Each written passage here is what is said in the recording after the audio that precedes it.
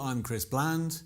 I'm working as the consultancy lead at Havas Media Group in the UK. So Havas Media is a media buying agency. It's a network agency, so it's represented in many markets around the world. It's one of the top 6 media network agencies in the world. It's about 10,000 people, but headquartered in Paris. So it's a French agency, but there's about 400, 500 people, possibly more, in the UK, depending how you count it. And I joined about 2.5 years ago as a client director, so I was working with a team of people who were putting together campaigns across all channels and platforms for our clients.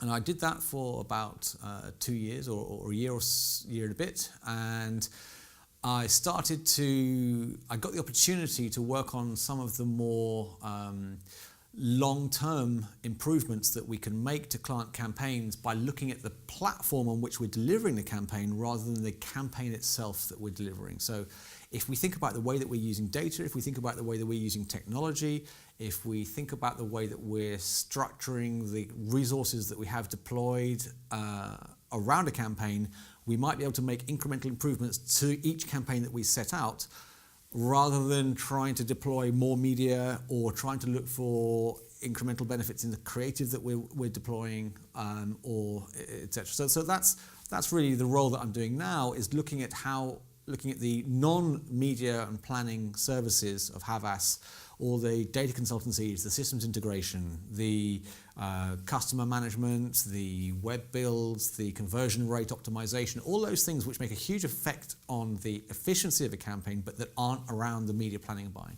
So is it advertising or is it media? I'm not sure that it's either of those. It's really about thinking about the background work, the systems and the tools that we use to deploy marketing, and think about ways in which we can improve the way that we use them, rather than trying to simply increase the volume or the noise at which we're trying to create with each campaign, or to maybe try a different platform or channel. Those are all campaign-based and totally legitimate ways to deploy and improve a campaign. But equally, there are assets that a client has and assets that an agency has which can be used better and improved and worked on to improve the efficiency of the campaign. Yeah, so I was very lucky to get the opportunity to speak to some students who are just about to go into their career in marketing. It gave me a chance to reflect on things that I wish people would have said to me when I was starting my career. And I hope that I was able to provide some kind of helpful advice, but also point to some of the broader themes of change that are affecting the industry right now, which is going through a big period of disruption. So I talked through a little bit of background around me. It's probably the least interesting part of my lecture, and then sort of moved quickly on to look at the state of media today, the state of brand marketing, working at a client's and the client's perspective today, looking at the way that agencies are working today, and then just sketching out some of the broader waves of change that are affecting the whole media world right now, and the whole world of business. And then ending just with some small bits of advice on how to get started, trying to make sure that people don't assume that they have to start at the bottom and plough their way through a career in order to get anywhere. There are shortcuts all over the place these days. Yeah, the biggest change of the past 5 years has been the rise of programmatic media. The way in which the whole industry has had to get used to buying people, not pages, has just made a fundamental impact on the way that people think about advertising. It's had a huge effect on media owners, who are now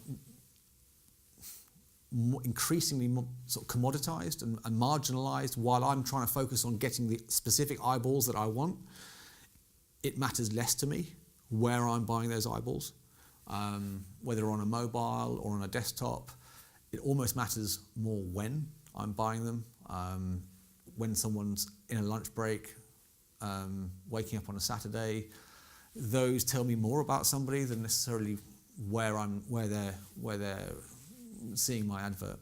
But obviously the context and the media is still a significant part of the planning that goes into a campaign. But there is so much, with the rise of third-party data, there's so much more information that I can get about my target audience that help me refine the message that I'm saying to them, and that really enables this slightly mythical concept of one-to-one marketing that has been touted for many years, is now starting to become much more possible.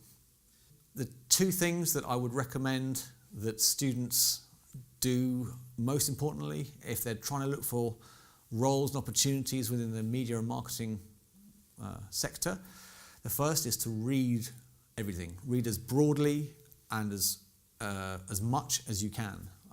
Personally, I use an RSS reader to kind of capture as much content as I can. I don't read every single blog post, but I'm aware of what's being written. And that awareness is what gives you an edge. The second thing is, don't wait for somebody to give you a job doing the thing you want to do. Go and do it anyway, and then wait for somebody to think that they should have hired you. That is probably much more possible now than maybe when I started in my career. But I think people will increasingly make their own careers in that way, rather than rely on the structures of the corporate ladder or the world of work.